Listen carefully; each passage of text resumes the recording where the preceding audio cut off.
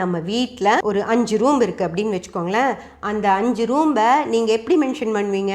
Hall அப்படின்னு சொல்லுவீங்க, அதாவது வரவேற்பறை. அடுத்தது பெட்ரூம்ஸ் அப்படின்னு சொல்லுவீங்க, படுக்கை அறை. அடுத்தது பாத்ரூம்னு ஒரு இடம் இருக்கும். அப்புறம் கிச்சன்னு ஒரு இடம் இருக்கும்.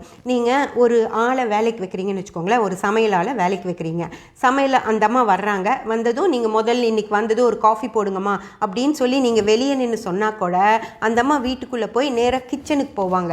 ஏன்னா சமையல் ஐட்டம்ஸ் அப்படிங்கிற விஷயங்கள் எல்லாமே கிச்சனில் தாங்க இருக்கும். ஒரு பால் இருக்கும், காஃபி தூள் இருக்கும், சர்க்கரை இருக்கும், அடுப்பு இருக்கும். அடுப்பில் வச்சு செய்ய ஒரு பாத்திரம் வந்து கிச்சனில் தான் இருக்கும். அந்த சமையல்காரம்மா முதல்ல வீட்டுக்குள்ளே வந்தாலும் பெட்ரூம்குள்ளே போக மாட்டாங்க காஃபி போடுறதுக்கு, இல்லை சாமி ரூம்குள்ளே போக மாட்டாங்க காஃபி போடுறதுக்கு. நேராக கிச்சனுக்குள்ளே தான் போவாங்க.